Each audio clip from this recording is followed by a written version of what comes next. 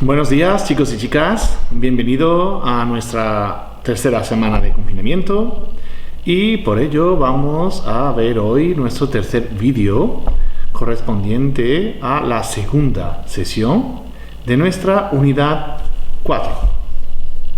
Comuniquemos. Vous savez très bien que pour commencer, nous allons faire notre jeu de points positifs et négatifs. Alors, la première question que hemos hecho el día anterior. El día anterior hemos presentado nuestro proyecto final, en el que crearemos un tutorial para que las familias resuelvan sus problemas. La segunda pregunta, ¿cómo un día en español? La mairie. La mairie en español es el ayuntamiento. Tercera pregunta. ¿Y cómo dice en español una affiche? Una affiche es un cartel. Muy bien.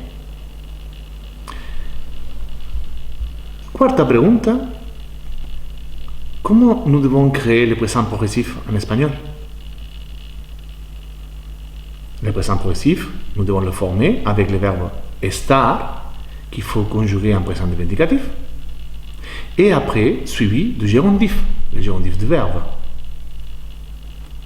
Le gérondif, nous devons le former si c'est le verbe du premier groupe, qui finit en AR. On doit enlever AR et le changer par ando. Et si c'est un verbe du deuxième et troisième groupe, ER et IR, nous devons changer cette terminaison et rajouter yendo. Y la última pregunta, la cinquième, vous savez bien que nous sommes dans le troisième trimestre. Comment on dit en français? Un globo. Un globo, dos globos, tres globos. Ah, là c'est une chanson qu'un jour on verra. Un globo es un ballon. Un ballon pour, enfin, comme nous avons vu dans notre affiche, un ballon où la fille elle était en train de voler, en quelque sorte. Estaba volando, de alguna manera, con los globos. Muy bien, chicos. Vous pouvez me laisser pour les commentaires, sur les commentaires de YouTube, si vous voulez, combien de réponses vous avez eu positives. J'espère que tout le monde a eu minimum 3, car vous savez, sinon, ça pénalise le point. Vamos a comenzar nuestra clase. Vamos a hacer es escribir la fecha de hoy, como siempre hacemos cuando comenzamos una clase. Hoy es viernes 10 de abril de 2020. Como ejercicio de hoy, vamos a realizar una comprensión escrita que se titula Compartir con la familia. El texto lo podéis encontrar en la página 62 del libro. Antes de realizar esta comprensión escrita, vamos a trabajar y ver algunas palabras de vocabulario. Las manualidades, c'est les travaux manuels, las manualidades, el verbo desarrollar, développer, el verbo enriquecer, que es transparente, un verbo que es transparente, enrichir, y la expresión fortalecer los lazos, renforcer les liens.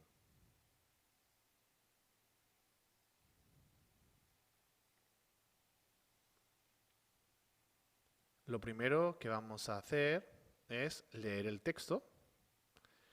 Tout le monde doit suivre la lecture pour ensuite, une fois que j'ai fini de lire chaque phrase, je laisserai un moment pour mettre le pause sur la vidéo et relire vous la phrase.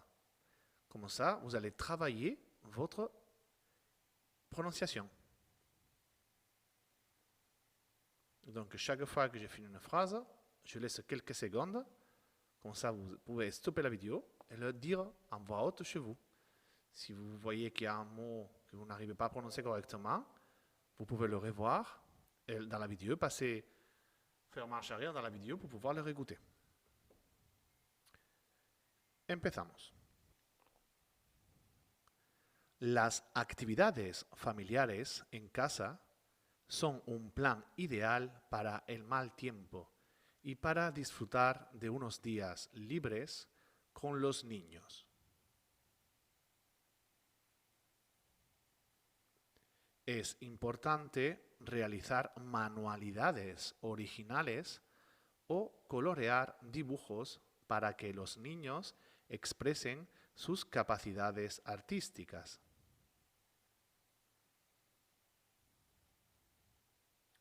Las actividades manuales son el mejor pasatiempo para que desarrollen su imaginación y su fantasía y así enriquezcan su capacidad intelectual.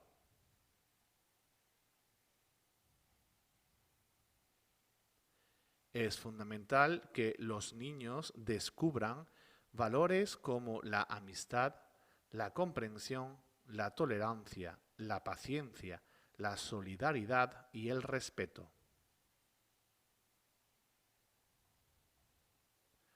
Otra manera de fortalecer los lazos familiares es necesario que la familia salga de casa y disfrute de algún tiempo juntos, viendo películas o haciendo deporte.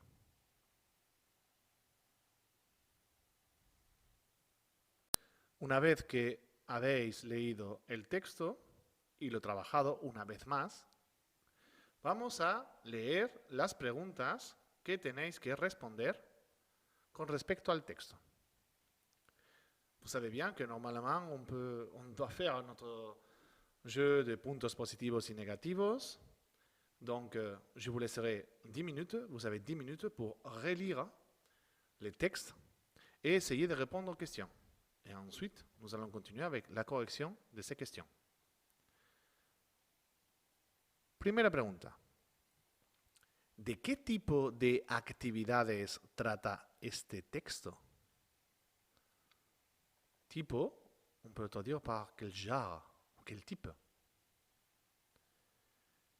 Tratar, c'est s'agissait ou parler. Segunda pregunta, hay que completar, il faut compléter. Es importante que los niños... Tercera pregunta, hay que completar, il faut compléter encore. Los padres leen cuentos a sus hijos para que... Un cuento, c'est une histoire, un conte. Cuarta pregunta, para tener una familia unida es fundamental que... Tenéis que completar. Y la quinta pregunta, ¿y tú qué actividades practicas con tu familia?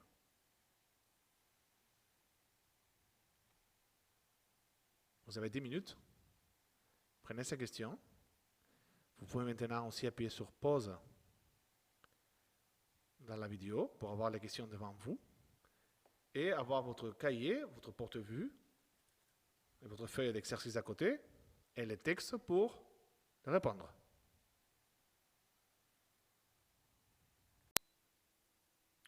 Nous allons commencer avec la correction de nos questions, notre compréhension écrite. ¿De qué trata el texto?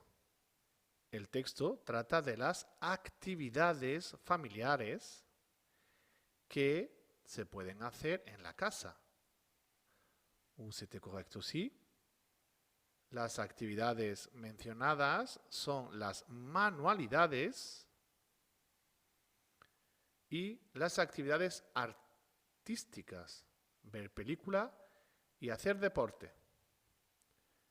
C'est pas fait exprès, mais bon, c'est Un texte que ça va exactement avec la réalité que nous sommes en train de vivre, car il nous propose de faire quelques activités à la maison. Bon, le sport, c'est un peu complexe. Mais bon, on peut aussi le faire, quelques mouvements, étirements, si on a un peu d'espace, ou faire même un peu d'espace dans les séjours. Mais après le reste, son actividades familiares como las manualidades que podemos trabajar en clase. O actividades artísticas, como tocar la guitarra, cantar, o, por supuesto, ver películas. Segunda pregunta.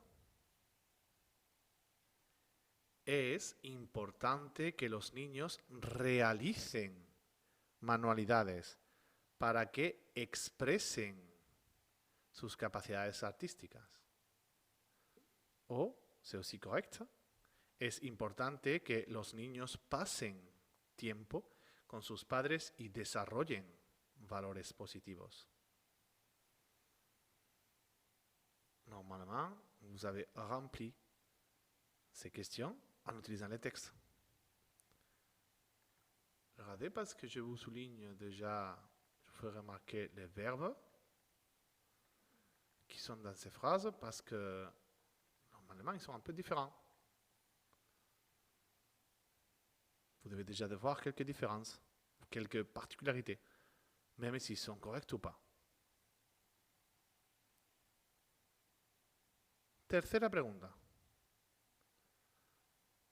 Los padres leen libros a sus hijos para que desarrollen su imaginación y su fantasía y así enriquezcan su capacidad intelectual. Ça, c'est la réponse correcte. Attention, encore une fois, les verbes sont en rouge. Ils sont plus grands parce que déjà, il y a quelque chose qui est différent de ce qu'on a déjà fait jusqu'à maintenant.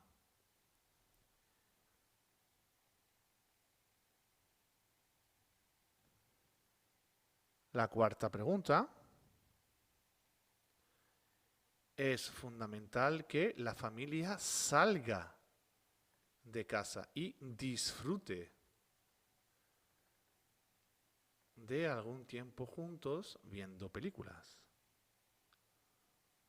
Cela, c'est la réponse correcte. Et la réponse correcte, vous voyez bien, encore une fois, les verbes sont en rouge et ça doit vous faire tilter déjà.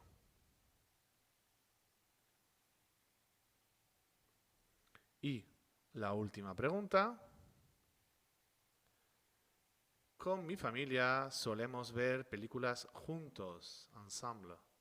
Solemos ir a ver partidos de fútbol o a mis padres y a mí nos gusta ir al museo.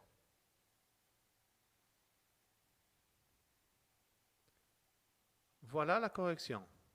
J'espère que surtout vous avez bien corrigé les verbes que vous avez écrits dans la question 2, 3 et 4. Car les verbes sont conjugués en subjonctif présent. C'est là, c'est un des points, les points principaux de grammaire qu'on va travailler dans cette séquence. Et on commence déjà à l'utiliser.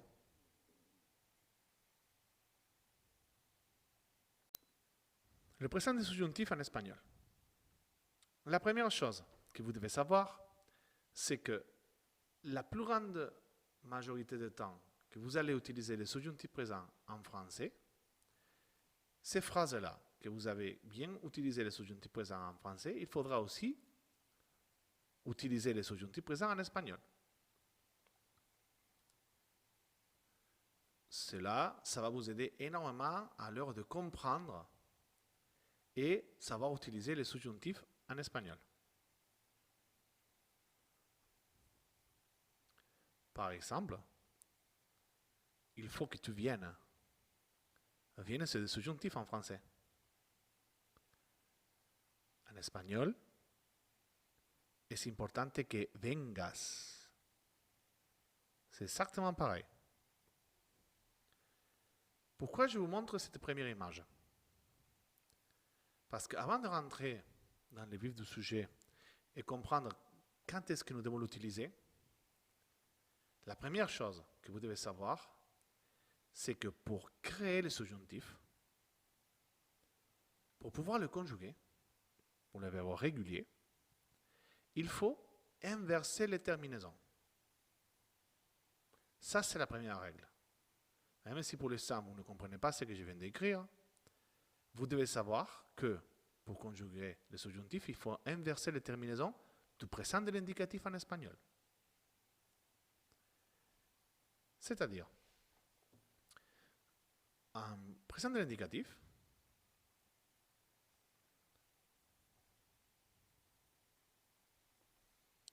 les verbes du premier groupe, la terminaison est celle-ci. O, as, a, amos, ais, an. Si vous voyez bien, pratiquement toutes les terminaisons finissent par a. Et le deuxième groupe, en R, sont o, es, e, hemos, eis, en.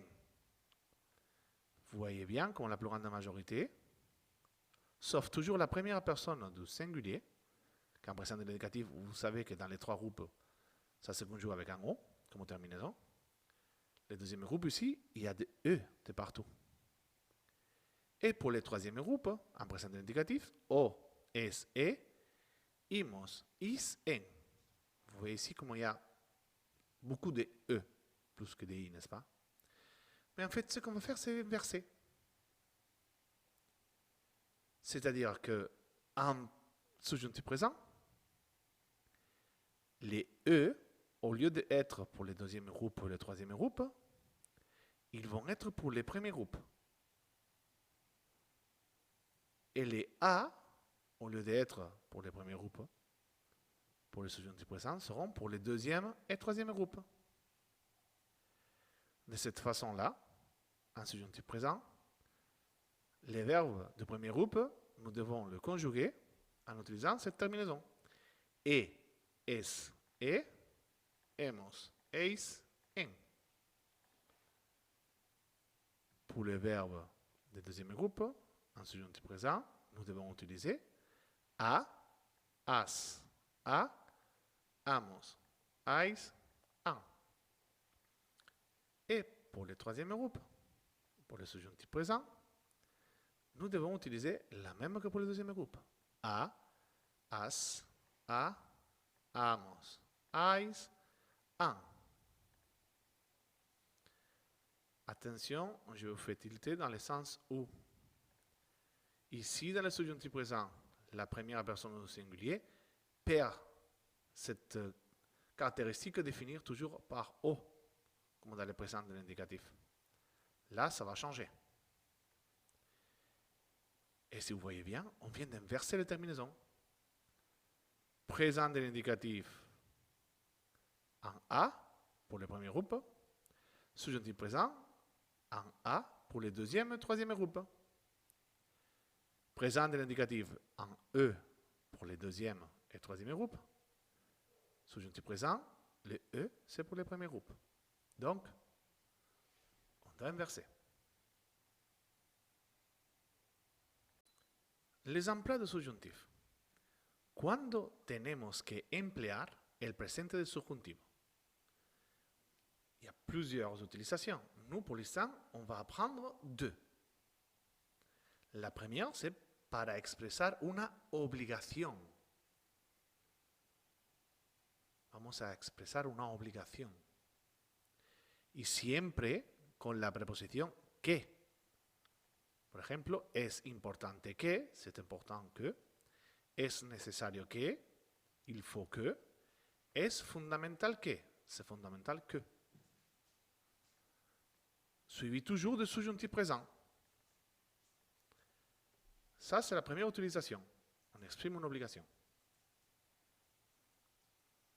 Y la segunda utilización del subjuntivo es para expresar un objetivo, un but.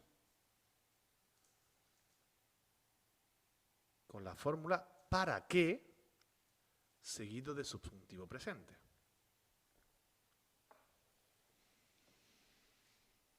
C'est la première fois qu'on voit le subjonctif en espagnol. Et la deuxième chose que vous devez maintenant déjà savoir, la première, c'est le fait d'inverser les terminaisons entre le présent et le subjonctif.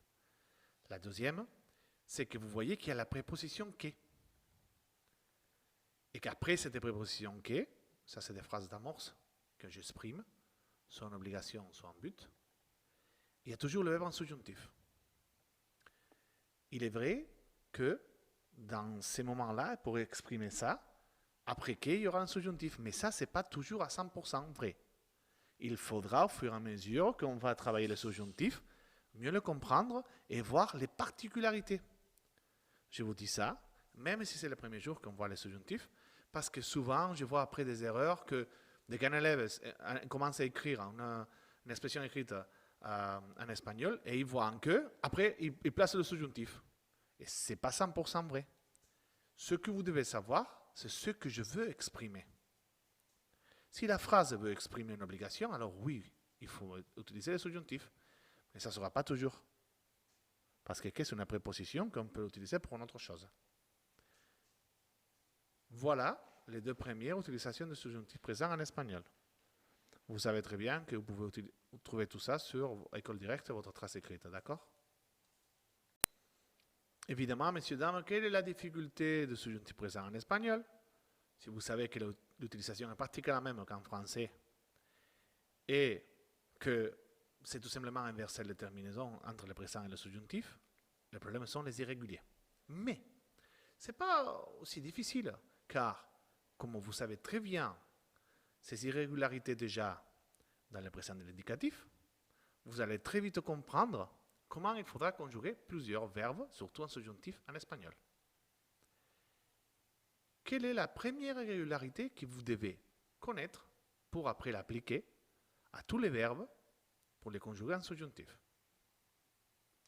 La première est que tous les verbes qu'en espagnol sont irréguliers dans la première personne du singulier de l'indicatif, ils vont garder cette irrégularité dans toutes les personnes au subjonctif présent. Je vous donne un exemple. En fait, 5. Salir. Tout le monde sait qu'est-ce que c'est. Sortir. Vous savez que la première personne, c'est yo salgo. Après, je conjugue en présent. Tú sales, él sale. Nosotros salimos, vosotros salís, ellos salen. Venir. Transparent. La première personne en présent, c'est yo vengo. Mais après, ça change. Tú vienes, él viene. Nosotros venimos, vosotros venís, ellos vienen. Ou celui-là que tout le monde doit connaître. Tener. Yo tengo. Tú tienes, él tiene. Nosotros tenemos, vosotros tenéis, ellos tienen. Vous voyez ici ces premiers 5 verbes qui sont irréguliers dans la première personne du singulier. Alors, cette irrégularité, nous allons la garder pour toutes les personnes au subjonctif présent. Et bien sûr, la terminaison, il faudra l'utiliser selon le groupe qu'il est. Si salir, c'est yo salgo, l'irrégularité, c'est salg. Alors, je garde salg pour toutes les personnes de verbe. Et ensuite, j'utilise la terminaison selon les groupes qu'il est en subjonctif. Comme je vous ai expliqué avant, troisième groupe, la terminaison c'est a, as, a, amos, ais, an. Del verbe venir, la irrégularité c'est veng. Alors, j'utilise veng dans toutes les personnes. Et ensuite, j'utilise la terminaison selon les groupes pour les subjonctifs présents. Tener, vous savez très bien que c'est teng. Alors teng, je le garde dans toutes les personnes et j'utilise comme terminaison selon les groupes de verbes. avec cette première règle, dès que vous connaissez le verbe qui est irrégulier dans la première personne, il faudra répéter cette irrégularité pour les subjonctifs et utiliser la terminaison que vous avez vue ultérieurement.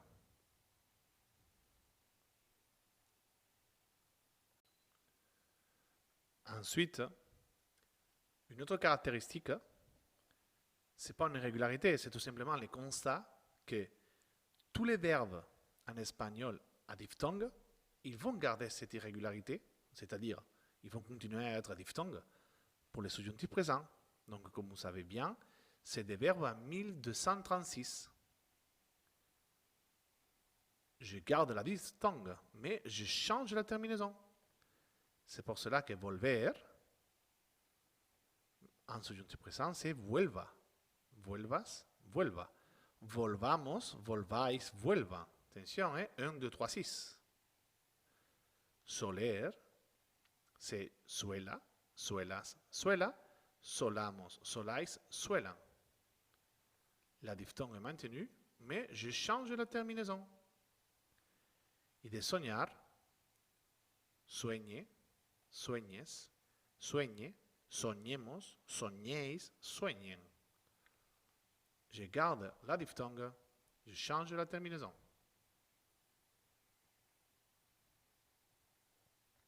Et la dernière régularité qu'on va voir pour l'instant, c'est des verbes qui sont très irréguliers, qui n'ont pas une règle précise qu'il faut apprendre par cœur. Pour l'instant, on va voir deux. Il y a quelques-uns, il n'y en a pas beaucoup, mais on va commencer par deux qu'on utilise beaucoup. Comme ir, qu'en subjonctif, ça sera vaya, vayas, vaya, vayamos, vayáis, vayan. O ser, qu'en subjonctif présent sera sea, seas, sea, seamos, seáis, sean. Ces verbes très irréguliers, nous devons les apprendre par cœur. Pour l'instant, qu'on a commencé avec ces points, qu'on a fait les exercices, je vous donne ça pour la semaine prochaine.